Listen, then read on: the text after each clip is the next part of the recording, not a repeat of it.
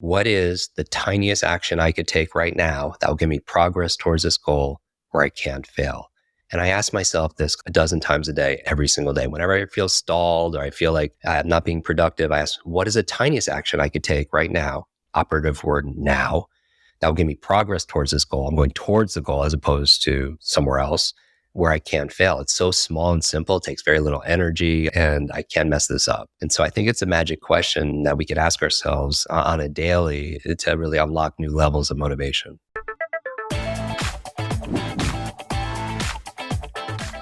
Well, today we're going to be chatting about your book I just discovered. You just released your expanded version of a book called Limitless. And I got to say, I really, really enjoyed going through this and super excited to dive into this because we have a lot of readers in our audience, Jim. And, a lot of our listeners are, part of the value investing community in the Warren Buffett School of Thought. And, it's really just a journey of continuous learning about the world, learning about new businesses, learning about history, the list goes on. And there are just so many practical takeaways in this book. So super, super excited to dive in. Yeah, let's do it. The first question here I had for you, Jim, towards the start of your book, you talk about how school is full of classes telling you what to learn, but not very often is someone teaching you how to learn. So talk to us about this idea of learning how to learn. So growing up, if people seen the final product in terms of they're familiar with my work, they know I read every day, and for 4 years I read a book a day.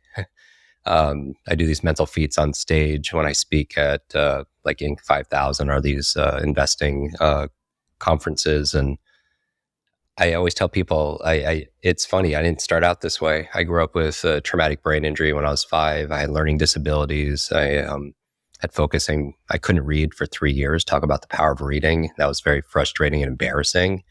When I was 9, I was slowing down a class, being teased for it, and teacher came to my defense. She pointed to me in front of the whole class and said, "Leave that kid alone. He's the boy with the broken brain." And that really that label became my limit. And it's interesting. My teachers back then, this wasn't just elementary school. This was middle school, junior high, high school. The number of times I was about to fail high school English. They would have been surprised if I read a book, much less wrote books. And so I always thought it was interesting in school. They teach you what to learn, like math and history, science, Spanish. But there was literally 0 classes of me growing up on how to learn those things. And I realized that when you point to somebody, maybe it's your child or a teammate, say, "Hey, you got to just really study and prepare for this, or focus, or remember this." That's like going to somebody saying, "Play the didgeridoo or the ukulele," who's never had any kind of training or a class on how to do that. And I always think that if there's one skill to master in the 21st century, whether you're an investor, an entrepreneur, or anybody really, it's our ability to learn rapidly. Our ability to learn rapidly and translate that learning into action is the ultimate competitive advantage. And obviously, you mentioned Warren Buffett. He reads 5, and I validated this. I had an opportunity at one of his annual shareholder meetings to play bridge with him, actually, at a mall. During one of the breaks, and he really does read 500 pages a day. I don't know if he's currently doing that, but today knowledge is not only power, knowledge is profit. If somebody has decades of experience and they put it into a book, and somebody can sit down in a few days and absorb and read that book, that you can download decades of wisdom into days, which I still believe is the number one advantage somebody could have today, because the faster you learn, the faster you could earn. And so, yes, it's a whole area of science that we write about in Limitless Expanded called meta-learning. Meta-learning is the art and science of learning how to learn, learning how to focus, learning how to not only read faster, but understand more, learning how to remember things, learning how to think critically about a subject, be able to retain it. And also speed of implementation is so very important in a fast-paced, data-driven world nowadays. And so I believe our brains are the number one wealth building asset that we have. And if you want your bank account to grow, your business to grow, your brand to grow, then we need to grow. Yet your brain doesn't come with an owner's manual, and we weren't taught how to use it in school, and it's not very user friendly. So that's why I wrote Limitless Expanded, to be an owner's manual for our reader's brain. So very, very practical, where we take very heady neuroscience and meta learning skills, and make it very fun, very, very simple, and something that they could incorporate very easily into day-to-day life for greater productivity, greater performance, greater peace of mind, and certainly greater profitability. Mm-hmm. In reading your books and listening to some of your talks, you know, kind of open up people's mind to what is possible. You mentioned some of the stuff you've done up on stage. I believe it was 30 numbers where you had the audience members just say the numbers, and then you essentially memorized them right off the bat, and then you said all the numbers backwards. And I was just kind of blown away. Sure. And tell some similar stories in your book, and it reminds me of one of the things that Preston on our team always mentions when I tune into some of his chats, and he says very often, be careful what you tell yourself because you may just realize it. And that's what I'm reminded of when I read your book of, you know, so many of us just tell ourselves these stories, or, we have these limiting beliefs where people tell themselves, I'm just not a great reader, or I'm not a great public speaker. The list goes Mhm. on some of the things we tell ourselves. So talk to us more about this idea of, trying to reframe and rewire the way we think and the beliefs we have, and open ourselves up to what it is we, can set out to achieve. No doubt, Clay. The first 25% of the book is based on our mindset. The significant part of the book is all methodology: how to read faster, how to improve your memory, how to remember names and faces in business, client information, product information, statistics, everything. But I realized that common sense is not common practice. A lot of your listeners have probably forgotten more about personal growth and success, investing, than most of their friends and family will ever learn.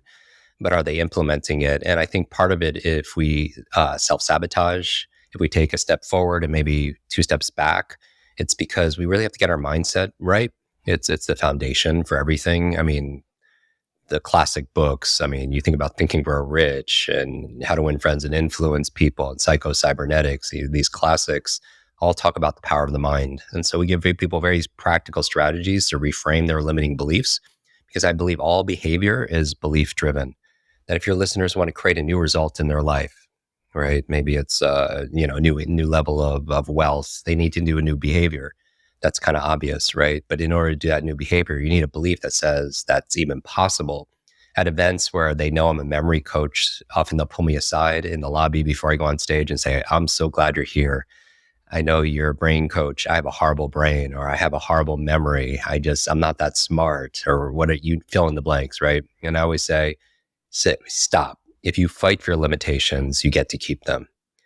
If you fight for your limits, they're yours. Our brains, we've discovered more about the human brain the past 20 years than the previous probably 2,000 years combined. And what we found is we're grossly underestimating our own capabilities. And our mind is always eavesdropping on our self-talk, right? That old Henry Ford quote, if you believe you can or believe you can't, either way, you're right. And that's the power of our mind. As an example, I believe our brains are this incredible supercomputer, and our self-talk and our belief system are the programs it will run. So if you tell yourself, I'm not good at remembering people's names, you won't remember the name of the next person you meet, because you program your supercomputer not to, right? And so even if you find yourself in simple check, like the awareness of the fact that we have this negative self-talk, and I'm not saying be Pollyanna, like be totally positive, right? Either. I think it's important to be realistic. But if you have one negative thought, it doesn't ruin your life any more than eating that donut ruins your life. But if you ate that donut 20 times a day, every single day, then there's going to be a consequence. Same thing with the reinforcing beliefs, because most beliefs are exactly that. They're BS. There are belief systems, right? And so I believe that your brain is incredible supercomputer. So you say, if you can't remember, you won't remember the name of the next person you meet. Again, you could just check yourself. You sign yourself, I'm not good at remembering names. Just add a little word at the end when you catch yourself being negative, like a word like yet. I'm not great at remembering names yet. And it just keeps the possibility open for all of us. You mentioned one of my favorite quotes from you, or favorite ideas, is that all behavior is belief driven. And it also reminds me of an Yeah. interaction you shared that you had with Quincy Jones, where you asked him about his problems and his struggles in life. And he told you that Yeah, yeah. he doesn't have problems, he has puzzles. And that's very much the way I sort of view the investing world, and many aspects of my life, is like, it's so much more helpful when you think of it as a puzzle and not something you're that's just like a total burden. Yeah, it's just another way of reframing beliefs. We do an annual brain power conference every year, and Quincy at this event was in the audience, and I couldn't help but pull him on stage, kind of impromptu, because he's one of the most amazing music producers of all time. And when we're having this fireside chat in front of this audience, and we had in the audience we had like the founder of WordPress. I mean, it was it was an interesting group of attendees. I was asking him, it's like, everyone knows about your successes, right? We Are the World and Thriller and all these, but I wanted to know about your problems. And exactly, he said that. He said, I don't have any problems. I'm like, well, we're human. We all have problems. And he's like, no, I have puzzles. And think about the association. They're like words that we choose to use have an effect on our nervous system. And problems, just for me at least, it just seems like this is something that's daunting. I have to deal with it. It's something that's negative. But a puzzle, I mean, who doesn't love a good puzzle? And the thing with the puzzle, it could be fun, and there's always a solution too, also as well.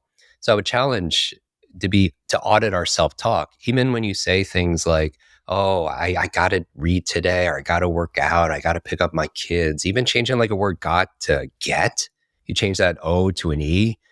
I get to work out today. I get to meditate. I get to take some time off and just 10 minutes, just be quiet. I get to study and learn from these amazing, financial wizards or what have you. It just changes our attitudes about something. Often the problem is not the problem. Often the problem is our attitudes and assumptions we have about that problem. And so I feel like that, again, coming from the place where our minds are our number one wealth building asset, everybody listening to this right now, it's not like it was hundreds of years ago, like an agricultural age or the dawn of the industrial age, where it was your brute strength that was your value to society. Today, it's your brain strength. It's not your muscle power. Today, it's your mind power. But when's the last time we've upgraded that incredible wealth creating device? We upgrade technology all the time. Everyone always rushes out to get the new iPhone or update their apps or the new television or computer. But when's the last time we upgraded the most important wealth technology that has created all the other technology in the world? And so, yeah, that's why I'm so passionate about this. I feel like if there's a gap, Clay, between where someone is listening to this and where they want to go, I feel like a big part of that, if they're watching us on video, I'm spreading my index fingers like a foot apart. I think a big part of that is here, right? I'm putting my fingers to the side of my head, meaning in between. Is really, I want people to know their brain. And we give people really easy ways to understand their brain. But I also want people to really trust their brain and love their brain again, and use their brain, most important. Mm-hmm. And part of figuring out this puzzle is creating a level of motivation that gets you to want to go out and solve the puzzle. And you put together this really insightful framework that I found really useful. You refer to as P times E times S3. So walk us through what this means. So the second section, the first 25% of the book, is all mastering your mindset and reframing these limiting beliefs that hold us back. The second 25% is all about the second M. We go from mindset to motivation. Because if anyone's listening to this, Limitless, which is the title of my book, it's not about being perfect. It's about advancing and progressing. But if you feel like you're in a box and you feel stuck, you're not advancing or progressing beyond what you're currently demonstrating, that box is three-dimensional. So the three forces that contain that box, and these are the same three forces that will liberate you and give you freedom, financial freedom, and freedom of expression, freedom of the things that you want in life lie outside that box. So the first dimension is mindset. The second dimension is motivation. So let's make this very practical. If people want to read, right? We know leaders are readers. If people have seen pictures of me with Gates or Elon or Oprah or whoever, I know this is themed around studying billionaires, which has been a big focus of my work, because I believe genius leaves clues. Is, let's say they all read, because if people have asked me how I bonded with them, connected with them, went deeper, is we bonded over books, because you read to succeed, right? And we talked about the power of reading. I think I'm preaching to the choir. So if you're not reading every day, you're not motivated, talking about this formula, then you need P times E times S3. You need three things in place. Or if you want to motivate somebody else to invest in your company or your idea or to influence them, they need three things to be motivated. The P stands for purpose. And purpose for me is not something in your head, it's something in your heart. I believe when we're talking about mindset, that's your head. Purpose, then when we're talking about motivation, is the second H, which is your heart. It goes from your head to your heart to your hands. But if you're not acting with your hands, i.e., you're procrastinating, you're not motivated, which is the theme of this question, then you have to check in with the second H, which is the heart, which is the emotions, right? The symbol of emotions. Because we're not logical. We are more biological. Dopamine, oxytocin, serotonin, endorphins, these neurotransmitters, these is what make us feel certain things. And so it has to go from your head to your heart. And so what I mean by that is without reasons, you won't get the reward. Even if you want to do something simple like remembering people's name, you want to be motivated to remember someone's name, which is so important to business, right? How are you going to show somebody, I think it's the number one business etiquette networking skill there is, because how are you going to show somebody you're going to care for their future, their finances, their family, whatever you have to offer them, if we don't care enough just to remember their name, right? Is finding purpose. So that's where you ask yourself why, right? I'm going to mention a number of books, which I'm sure your readers have. My question is, you have them on your shelf unread and it becomes shelf help, not self-help, because a lot of people are really good at buying books, but they don't read it. Limitless Expand is the one book, the testimony we get all the time on Amazon. And for the original book, we did over 1 million copies sold in just 3 years and 18,000 ratings and reviews. The reviews, though, it's always like, hey, this book helped me with all of the books. Because if you can learn how to focus, read faster, understand what you read, retain what you read, it's like a lead domino. We have our own podcast called Kwik Brain, and it's all about those lead dominoes. We recently had Jay on, who co-wrote the One Thing, and he talks about the lead domino. That one thing you hit, and all of the dominoes fall into place. And that's the nature of becoming more limitless. But it really starts after your mindset, finding purpose.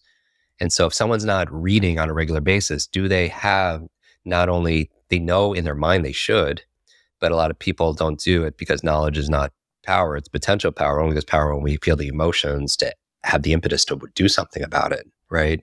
And so what are all the benefits that come? So Start With Why by Simon Sinek is the book I'll recommend in this subject. But what are all the benefits that come from following through on this thing? Or what are all the consequences of not following through? I remember years ago, there was a big boxing match. It was probably the biggest one in history at that time. It was Mayweather versus Pacquiao. And I feel a little mixed with some of these sports because I love seeing people who are just top mental performers, right? Because it's not just their physical training, it's their mental training. And I got a call from Sylvester Stallone, right? I'm gonna drop a few names because I find that sometimes if I just talk about John Smith, like no one's gonna really know who that is, won't stick in your mind. But next time you see, his documentary or a Rocky movie or whatever, or Expendables, it'll just bring back the story, right? As a memory aid. And he says, hey, do you want to watch the fight together? I'm like, I can't make it to Vegas. He was like, no, you want to come to my home? I'm watching it. I'm like, yeah, I totally want to watch it with Rocky. I mean, who don't want to do that? So I'm sitting on the couch. It's me. To my left is Sly, and to his left is Arnold Schwarzenegger. And if somebody took a picture, Clay, of that couch, people would be like, who photoshopped that Asian dude like on that couch? Because that's literally what it was. But afterwards, I was like, hey, I went to Arnold and Sly. I was like, what does it take to be like, I mean, they're winning $300 million. And like, what does it take to be the best of the best? And Arnold said, hey, the difference between a champion and an amateur is a champion's willing to push past the pain period. And I was like, wow, that makes sense to me, right? To build your body or bank out, you have to do certain things that other people won't do. And when you do what other people won't do, they'll live a life other people can't live, right? And then I had this life choice I had to make. And I was asking, because I'm very familiar with Sylvester Stallone's origin story, how he created Rocky, and he couldn't even pay the bills, and he had to sell his dog, and he was living in the library. And I was like, I presented my situation, and he was like, I was like, what do you think I should do? And he said, hey, Jim, will the gain be worth the pain? And I'm like, wow. Will the pleasure be worth like the discomfort of going through and doing what you need to do? And if the answer is yes, then you do it, right? And I thought that was interesting because that's coming back to purpose. So when I say P, I feel like people need to find out what the pain and also the pleasure that they'll gain from doing it or not doing it, and really allowing them to feel. And then if you feel all the benefits from reading that book in advance, then I feel like you're more likely to follow through. Like even a simple question like, who's counting on me? If your values are like family or something, like in your value structure, we talk about that in the book, how to find your purpose and what's most important to you in life, and the kind of probing dominant questions that you ask. And if it's family, then link that act to your family. Like who's counting on you to be at your best and play at your A game. So that's purpose. But then I realized, Clay, that somebody could have limitless purpose and still not be motivated because they need the E, P times the E times S3, and the E stands for energy. I realized that if people aren't reading, maybe it's because they ate a big processed meal and they're in a food coma, or we have a 10-month-old and I'm not getting a whole lot of sleep of late, the past X amount of months, and maybe I'm just depleted and I'm not really motivated to work out. Right. So exhaustion will make us procrastinate more than anything. And that's why in the book, we talk about 10 keys to have like limitless mental energy for people who suffer from mental fatigue and brain fog, how to optimize your sleep. What are the best foods to give your brain energy, and the best nootropics we talk about in the new book, how to manage your stress and so much more. And then finally, somebody could have limitless purpose and limitless energy and still not follow through because maybe they need S3. S3 stands for small, simple steps. Because I realized that not only lack of purpose will lead to procrastination, or if you lack energy, you'll procrastinate. But also, if that thing we're going for is too big or too abstract or too intimidating for something that we're not used to doing, we're not going to do it. So the best thing you could do is to break it down into small, simple steps. So maybe reading for 30 minutes a day is too hard of a task for someone who that's not part of their lifestyle. Then a small, simple step is opening up the book or reading one line in a book. If you want to get your kids, in our podcast recently, we had one of the top biological dentists talking about beyond brushing, what you could do for good oral health, at least good brain health. And we're talking about flossing, and we're talking about how do you get your kids to floss. That might be too big for somebody who doesn't do that. Maybe flossing one tooth is a small, simple step, because nobody's going to stop with just one tooth. You're not going to stop by reading one line. You're going to continue. Or if you can't get yourself to go to the gym, working out is so good for your brain. And I could go through all the science and the research. And maybe that's too big for somebody who's just not in the habit of doing it. Maybe putting on your running shoes or getting yourself to the gym is a small, simple step.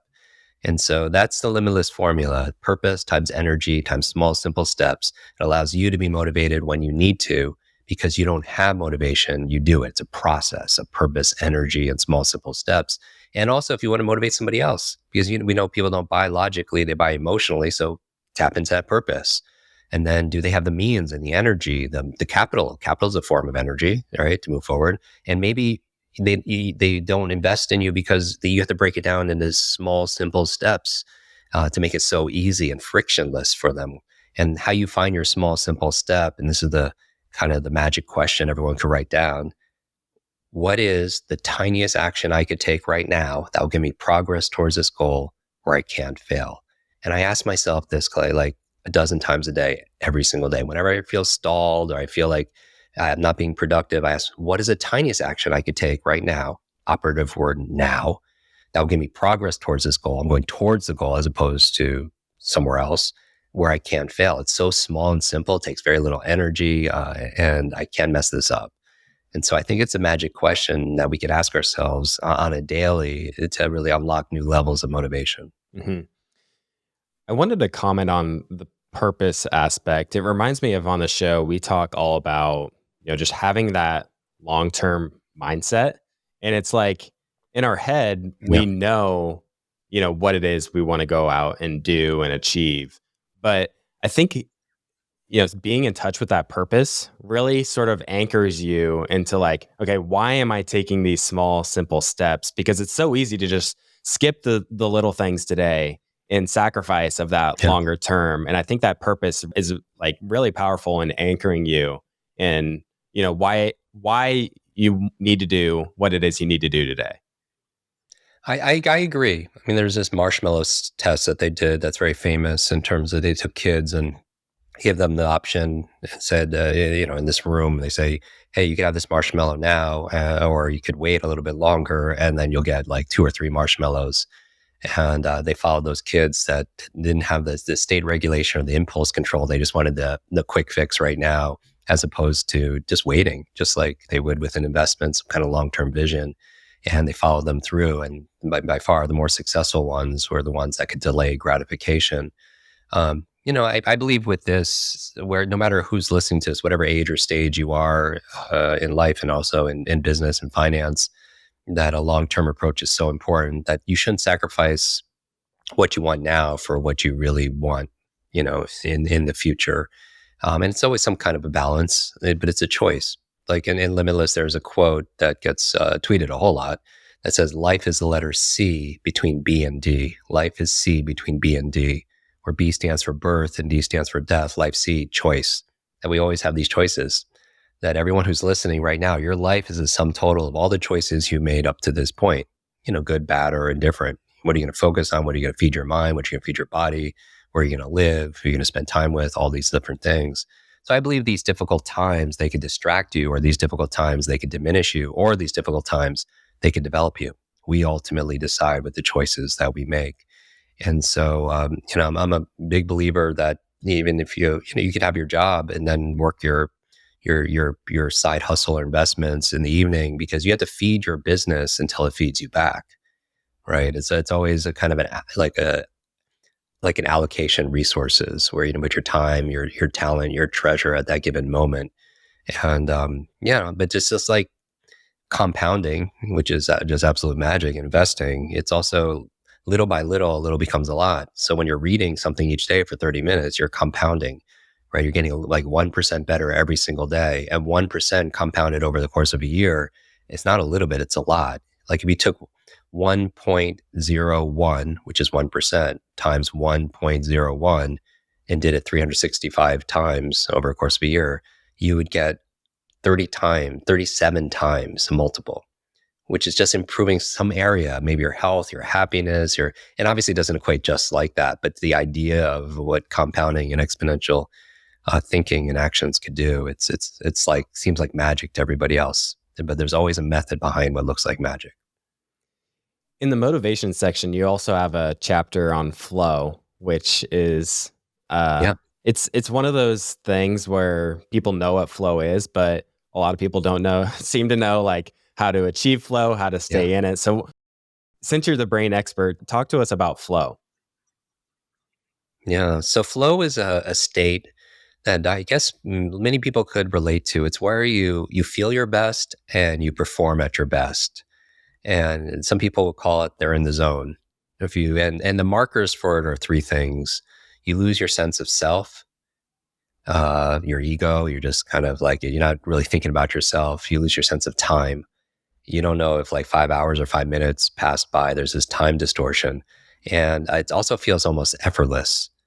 And one of the ways of getting into these flow states is to just look at it's the challenge and the capabilities that have to be in a certain ratio. Meaning if something is too challenging and your capability is too low, right? So you have high challenge, low capability or competence, you're not going to get into flow because you're going to be stressed because the challenge is much bigger than your capabilities. And if you reversed it and your challenge is so low, but your capability is so high, you're not going to get in flow because you're going to be bored. You're going to be checked out because it's just too easy, right? And so it's this balance where you're kind of stretched. And so it forces you to focus and be alert, but it's not so stretching and stressful that it puts you in that kind of like anxiety, fight or flight kind of response. But flow states is a state, again, whether it's your work or whether you want to get in state of like in your playing a certain sport or anything else. It's kind of, or maybe you're surfing, you just kind of lose a sense of time, you lose your sense of self, and you're just kind of in the moment. And that's, again, not only where we're feeling the best, so that can be very healing in general, but also it's where you're performing your best. And just like with motivation, the purpose of the book, because we have chapters on habit design and flow states and, motivation, is that we don't have to wait and just hope it happens. We could actually design it. So the principle behind this with our teaching is get in the habit of taking the nouns in our life and turning them into verbs. Where you don't have motivation, you do it. You don't have focus. Like people say like, oh, I hope I have focus today so I could do what I need to do for work. You don't have focus, you do it. You don't even have a memory. There's a process for remembering. And the benefit of taking the nouns in your life and turning them into verbs is it gives you your power back. It gives you your agency back.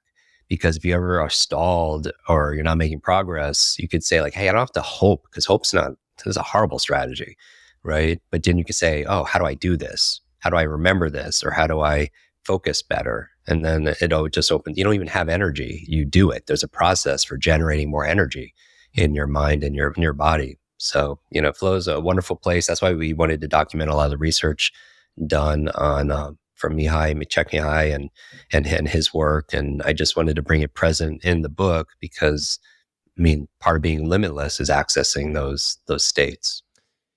Yeah, you sort of just made me realize why I liked your book so much. And it's just so easy in this world to just like be a victim. You have all these pressures, and it's just, there's so many pressures you have to fight, and you're thrown into the world, and you don't really, you kind of have to figure a lot of stuff out on your own. And then you run across a book like this, and you just kind of have a tool, to add to your toolkit and add all these frameworks for, if you want to achieve flow state, then, here's a framework to do that. And there's just so many examples of, reading, learning, focusing. And again, how we open the conversation, a lot of these, I really think every chapter in this book should have been taught back in school. How to reframe your limiting beliefs, right? How to motivate yourself, how to find more purpose, how to have more, mental energy, how to change your habits or break, limiting habits, or how to access flow. That would have been a fun class to take, and certainly more practical because you could apply it towards everything. When somebody can learn how to learn, they could focus, remember, read, understand. They could apply it towards money, management, marketing, medicine, martial arts, Mandarin, music. Everything gets so much easier when you can learn how to learn. Mm-hmm. I'm reminded of a story. Warren Buffett and Bill Gates were once together, and they were asked to share one word that was most essential to their success, and they both wrote down the word focus. And we all know that you need to focus if you want to succeed or achieve whatever it is you want to achieve. And I'm just reminded that technology has made it more and more difficult for us to focus with the notifications, the emails, the social media, the list goes on. So talk to us about how we can improve our focus and improve our concentration muscle. Yeah, I've had this conversation with Bill Gates. So we've had the opportunity to meet a number of times and share stages. And I ask him always about the power of reading, and how it's a wonderful way to just learn from other experts, right? To shortcut everything. And focus is definitely a big issue, even when it comes to reading. If you ever read a page in a book, got to the end and just forgot what you just read, and you reread it, and you still don't remember what you just read, a lot of it's not our memory, it's our paying attention. Because sometimes people read so slowly that when you're reading, and we have the largest online accelerated learning academy in the world, and where we teach this, and we have students in every country, so we have a lot of data. We actually found that the faster readers actually had better comprehension because they had better focus. Because when you're learning too slow, you're feeding, let's say you're reading, and you're feeding this amazing supercomputer, right? 86 billion neurons, and each one has upwards of 10,000 synaptic connections, more connections than there are stars in this universe, right? We're feeding this incredible supercomputer one word at a time. Metaphorically, we're starving our brain. And if I was to talk that slowly during this conversation, people would lose their focus. Their mind would wander somewhere else, or they would fall asleep. But that's what they're doing when they're reading. They're reading too slowly. And so we talk a lot about focus. There's a whole chapter dedicated to it. And it's interesting because, I don't know, Clay, when you were a kid, do you ever play with like a magnifying glass on a sunny day outside and maybe burn like leaves or something like that? I'm reminded of the Toy Story film. Yes. And so they could burn not other toys or ants or stuff, but you could burn like leaves or stuff. But that point that's doing the burning is very sharp. It's very bright. And it's interesting the words that we choose to use, going back to the vocabulary when we're talking about earlier about got to get, or adding the word yet. That when we use the word sharp and bright to describe people who are smart, they're intelligent, but maybe they're not smarter or more intelligent. Maybe they're better focused, right? And that's the power of focus. And one of the things people could do to improve their focus, think about your brain as it's mostly a deletion device. And what I mean by that is there's a billion stimuli you could pay attention to at any given time, especially with our phones. Every ring, ping, ding, app notification, social media alert is driving us to distraction, right? What we decide to let in, there's like a gatekeeper. And that gatekeeper is a part of your brain called the RAS, reticular activating system. It lets in the things that are important to you. And it's really driven. One of the tools to access more of it is by asking better questions. As we talked about, the power of questions and how questions can lead to better answers. And when you ask a different question, you'll get a new answer. And so when you ask questions, a lot of times it shines a spotlight on something that you weren't really paying attention to before. And so I have something in the book called your dominant question theory, where we have about 60,000 thoughts a day. And a lot of those thoughts come in the form of questions that we ask ourselves. And it's my theory that there's one question that we ask more than any other question in a day. And some of it is conscious, some of it's unconscious. So, for example, a friend of mine looked at it and said, she figured out her dominant question was, how do I get people to like me? How do I get this person to like me? Now, people listening, they don't know this person. They don't know what they look like or what their job is or where they live or anything. But you would know a lot about a person if 100 times a day they ask myself, how do I get people to like me? Because she's shining a spotlight on answers. So what would you guess, Clay, is like some of the facets of her personality? What would you think her day to day? And if somebody was just obsessed with how do I get this person to like me? Yeah, it's a very What would you say? external viewpoint. Very worried about what's going on externally. Very much so. And her personality changes depending who she's spending time with because she wants the person to like them, right? And she ends up people pleasing. She's a sycophant. She's a martyr. People take advantage of her all the time. And you know all this stuff about her, and you only know one question that she asks herself, her dominant question.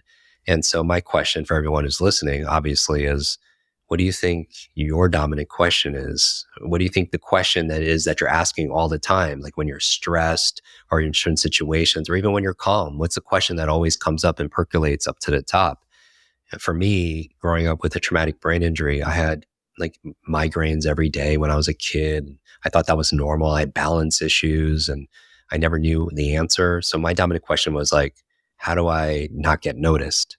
How do I become invisible? Because I don't want to be called on in school, right? And I don't want to be bullied out in the schoolyard. So I was always, and that informed my behavior. I was shrinking down and collapsing.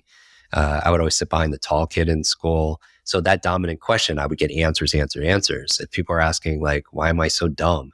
Or why does this always happen to me? They're going to get a certain quality of answer.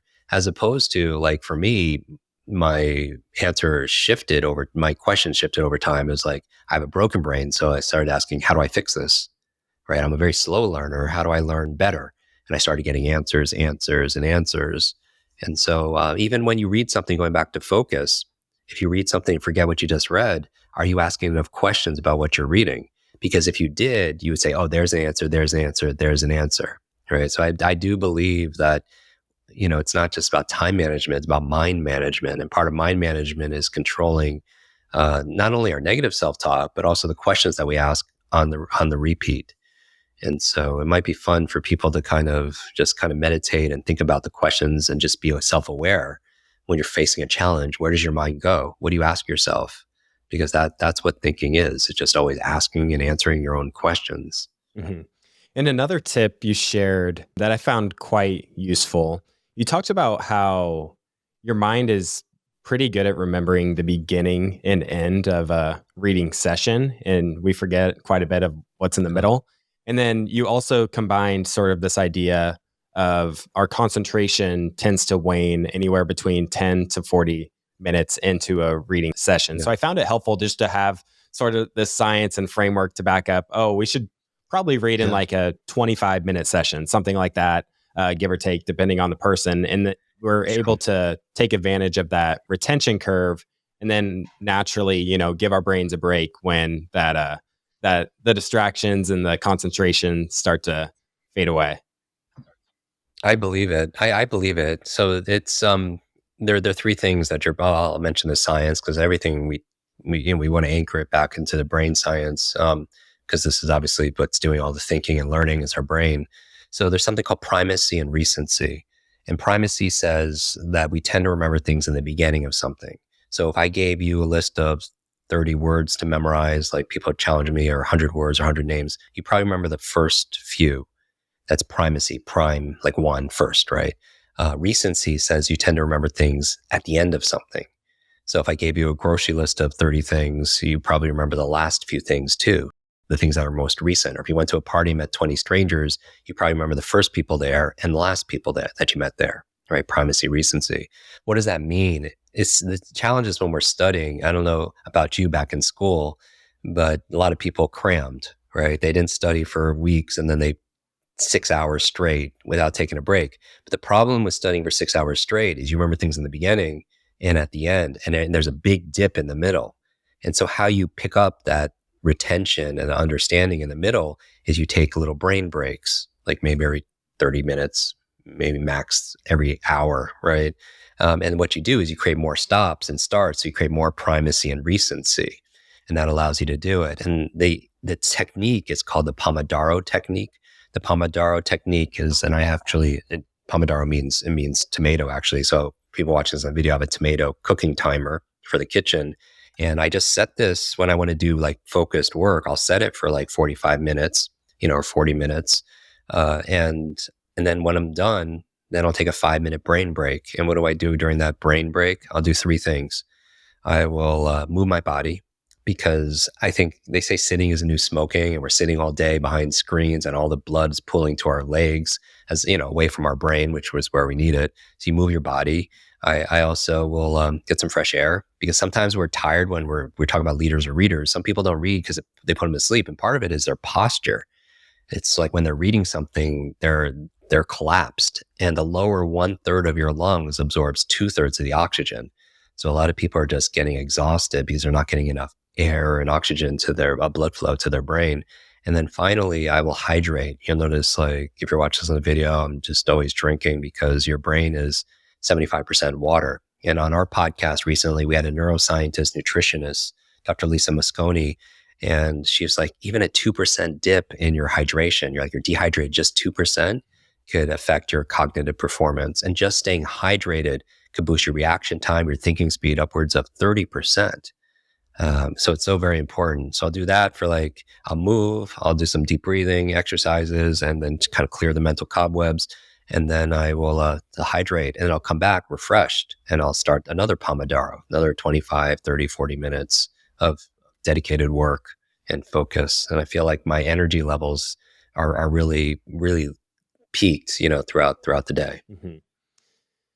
I wanted to talk more about reading. Our listeners generally just love reading. Obviously, there's the benefits of what you learn, and you talk about also just the extreme benefits it gives to our mind and our body and our longevity. You think about how retirees, once they retire, many of them, just kind of have this tendency to sort of wither away because they aren't keeping their brains active. And I pulled this quote from your book where you said, reading is to the mind what exercise is to the body. So I'd love for you to expand more on this and expand on the benefits of reading. Yeah, so I'm a big, obviously, fan. I didn't read a book, throughout school, all through high school. Never came close to finishing a book. And so, again, my teachers would have been surprised if I read a book, much less wrote a book. What I would say about reading is a through line, as your show talks about, with all these successful investors and entrepreneurs, that if in order for them, their business to grow, that they need to grow.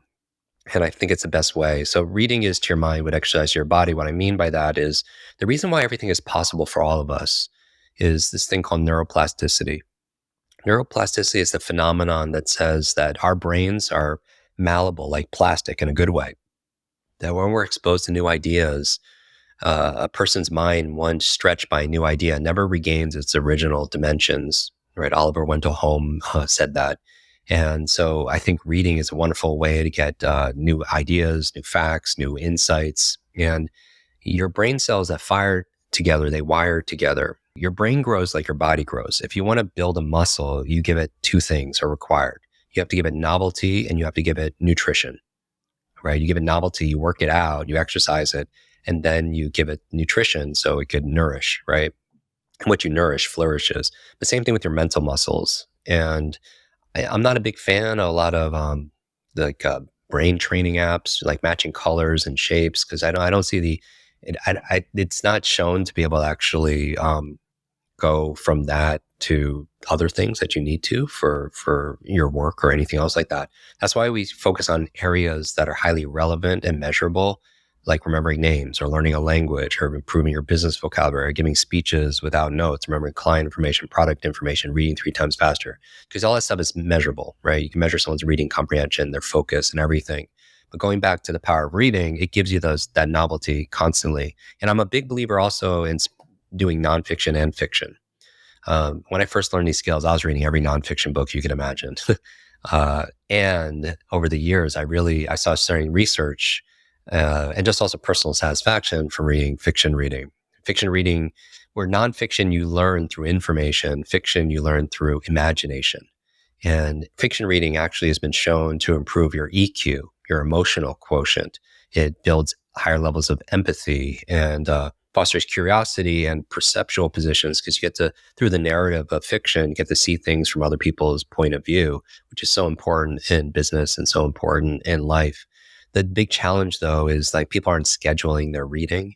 And I think to read a book a week, so we triple everyone's reading speed with better comprehension through our academy. And you could still read a book a week, which is 52 books a year, when the average person is reading 2 books a year and somebody's reading 50 books a year. I mean, that person who's reading 50 books has just a clear advantage. I don't think anyone would debate that, because once you know something, you can make better decisions, because you're based on, it's like this gap between, yes, there's some people who have and those who have not, but there's also this gap between those who know stuff and those who don't know. And those who know stuff can make better choices, right? With their finances, their investments, their health, whatever, right? And so one of the things I would say is when you're reading something, you're building these new connections, you also have to schedule it, because one of the most important productivity tools we have is our calendar.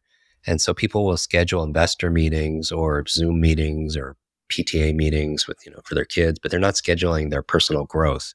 And I also think you don't have to just schedule like your learning, but you should also be scheduling your execution. I think for every hour someone spends listening to a podcast or reading a book or an audiobook or something else, they should spend an equal hour applying what they learned and get in the habit of learning something, saying, how can I use this? Why must I use this? When will I use this? And then things really take care of itself. The one stipulation I would say is I do all my nonfiction reading during the day and my fiction reading at night. Because when I'm at night and I have a whole evening routine, millions of people could see it on YouTube, have viewed it. It's just, I want to get in that sleep, parasympathetic rest and digest so I can restore and then be refreshed the next day. And I don't want to read nonfiction because it gets me in my executive brain. And I want to get more in that kind of relax. And so fiction reading does that really well for me. I've met a number of people that consume a lot of audiobooks, especially at high speeds. Do you have a view on reading versus audiobooks? Yeah, I do. And again, I've been doing this for 32 years, so we have a lot of data. Most people actually, if they're reading properly, they'll get more out of reading a book than they will listening to it. And one of the reasons why is a lot of times when people are watching TV or listening to something, they're not active in doing it. But reading, you really have to be active. And so we don't just teach speed reading, we teach smart reading. But that aside, a lot of times when people listen to a podcast or listen to an audiobook, when they're tested, they don't do as well if they read the physical book, usually because one of the obvious, kind of the elusive obvious, is usually when they're listening to something, they're doing something else. Like they're working out and changing plates or, working on their treadmill, you know what I mean? Or they're driving. So they're multitasking, or they're cleaning the house. They're doing something other than just listening to that book. But if you're reading a book, you're not driving. If you're reading a book, you're not working out and doing your bench pressing and stuff. So one of the reasons why, if you're going to listen to an audiobook and you're doing it for the study and the information, it's best to just not multitask and just do that one task.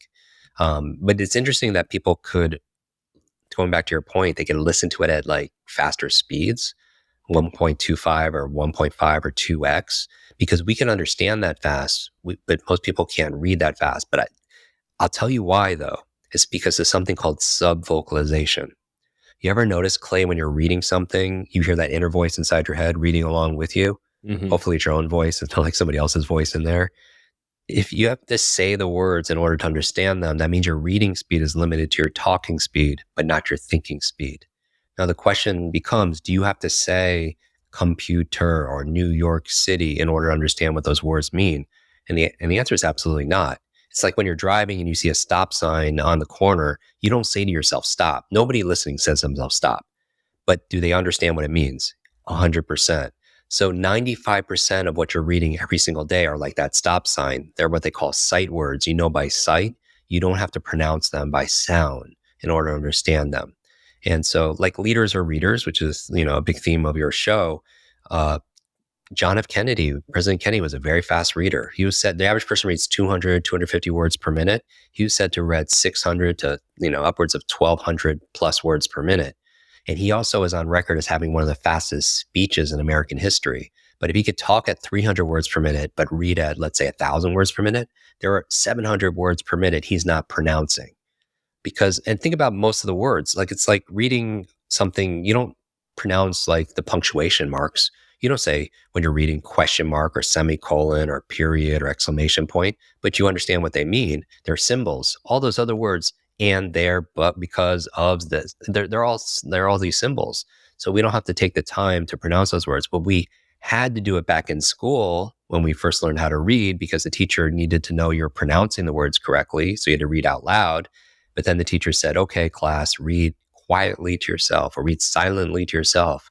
And that's where you learn, well, if I had to say it out loud, if I'm not saying it out loud, I have to whisper it or say it inside my own head. But, that's why people are such poor readers, because the last time they upgraded their skills, last time you took a reading class, most people were 6 or 7. So the demand has increased a lot. The difficulty has increased a lot, but how we're reading it is exactly the same as when we last were trained. And that's why I feel like you're not born with the ability to read. And so how do you develop any skill? You do it through proper training. And that's why we teach what we teach, to show people how to be smart readers. So even if they're not reading any faster, they could get more out of what they're reading.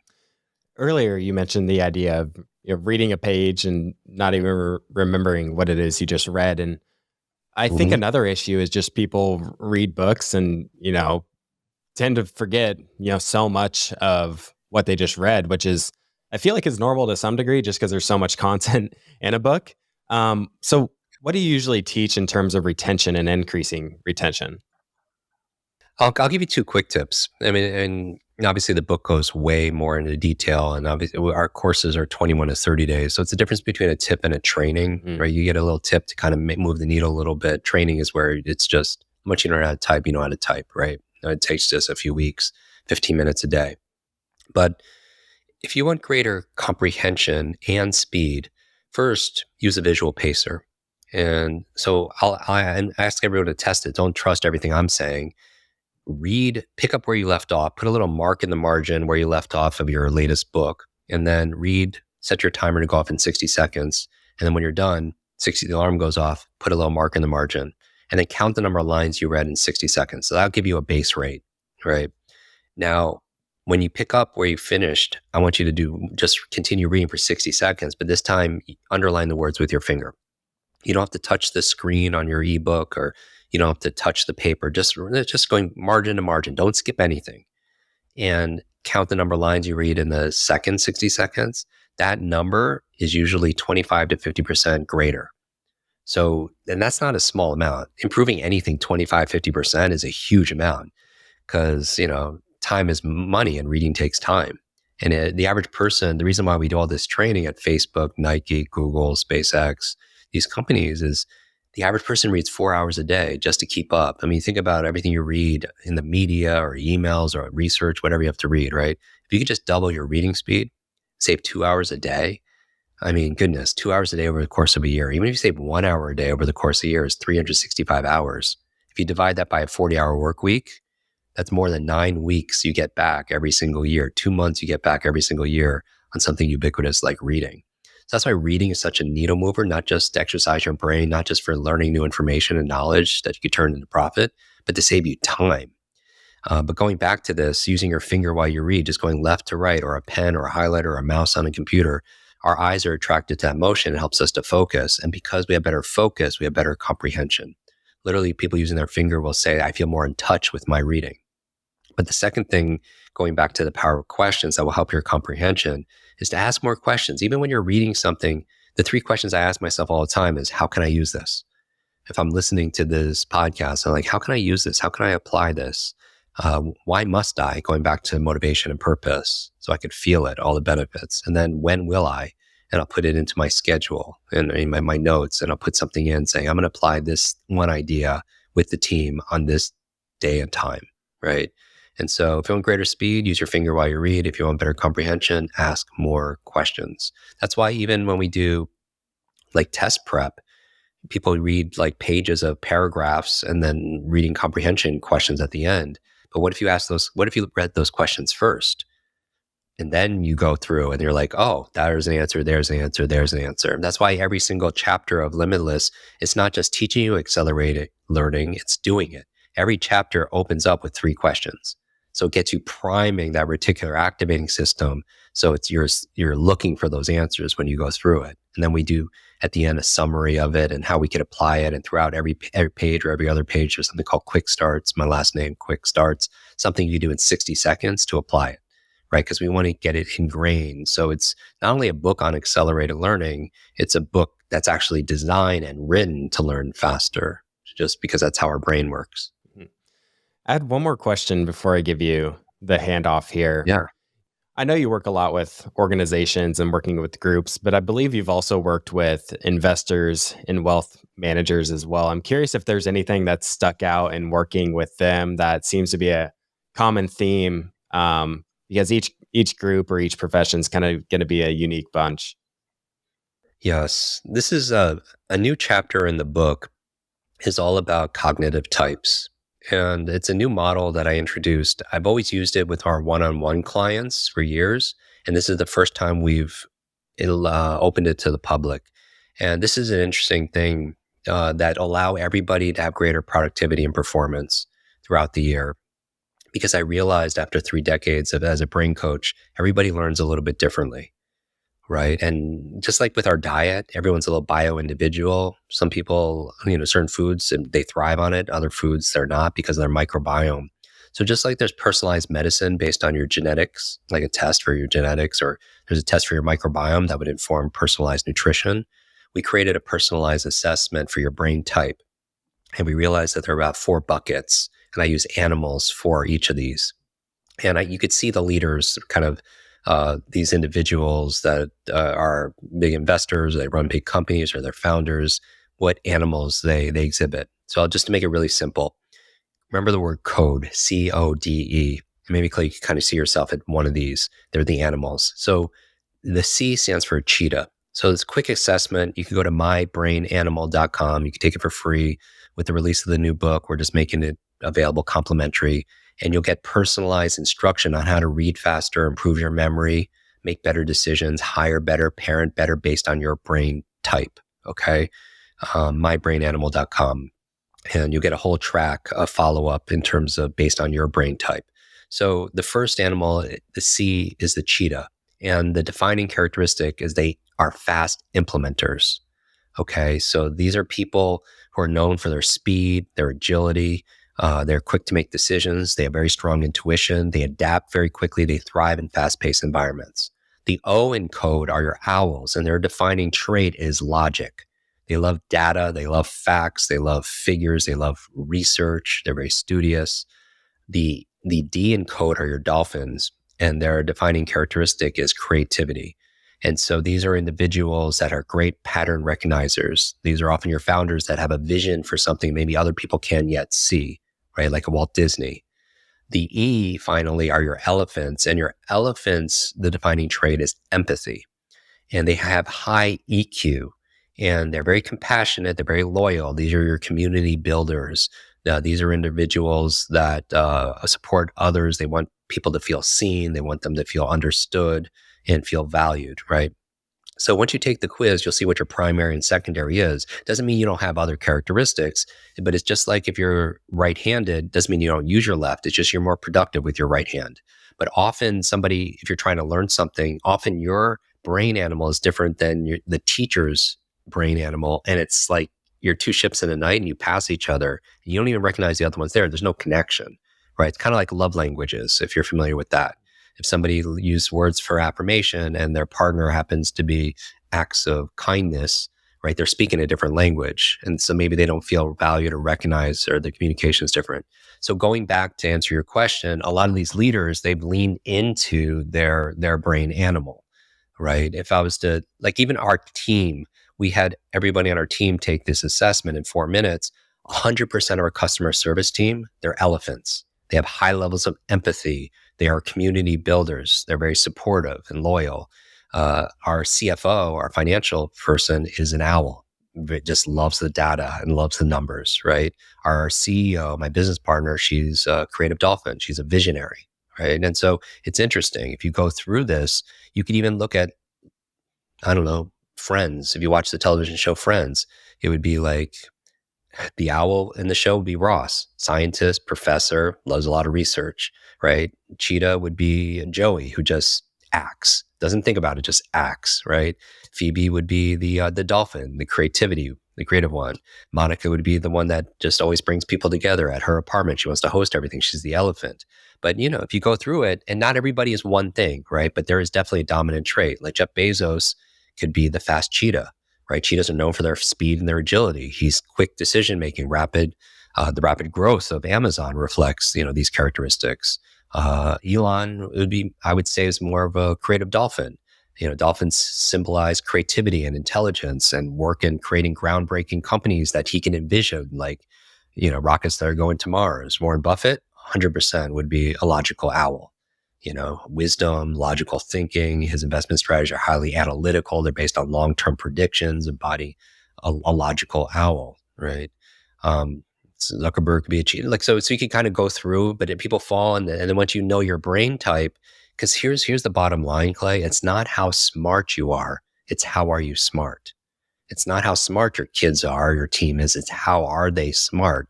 It allows people to kind of design their life and takes a judgment off of others because they're just working from their brain type and they're communicating through their brain type. Like cheetahs, even their communication styles, they're very fast to the point. They don't beat around the bush, right? Because they don't want to waste time, cheetahs. Owls speak in a more logical, linear fashion. They're very organized with their thought. They take more time before they make a decision because they want to get all the facts, right?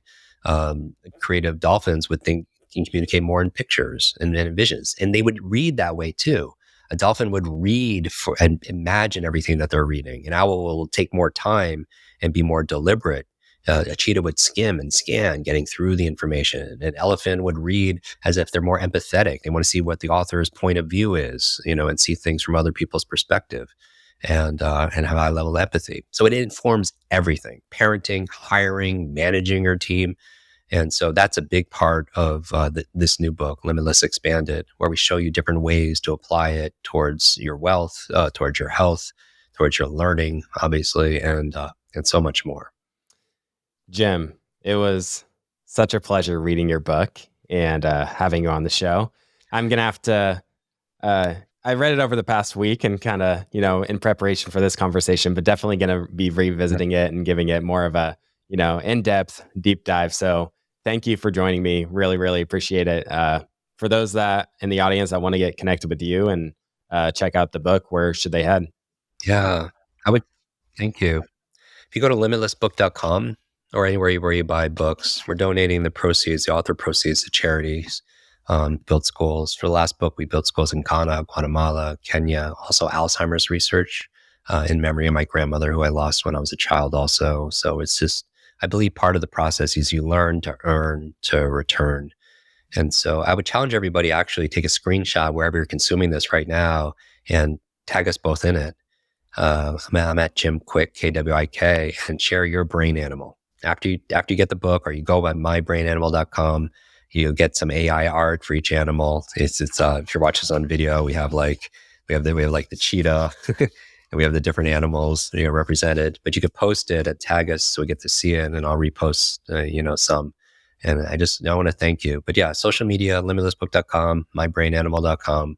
95% of what we publish out there is absolutely free. We're on a mission to build better, brighter brains. No brain left behind. So yeah, this is a fun conversation. I appreciate it, Clay. My final words really are that there's a version, I'm talking to the listener, that there's a version of yourself that's patiently waiting. And the goal is we show up every single day until we're introduced. And so every single day, small, simple steps, little by little, a little becomes a whole lot. I love it. That's a good place to end it. Thanks so much, Jim. I mean, I think the number one piece of career leverage is working on the right thing. And when I say that, I mean, it's working on the thing that lights you up. Like, it's working on the most important thing. I think it was Stephen Covey, the author, that said, the main thing is keeping the main thing the main thing. It's like a funny tongue-in-cheek comment, but it's very true. It's like, figure out what that main thing is and focus on it and say no to everything else. Warren Buffett and Charlie Munger are famous for talking about this. They don't, try to jump over every single hurdle. They try to find like the one, a couple inches high and just step over it, like the really easy, main important thing they should be focusing on.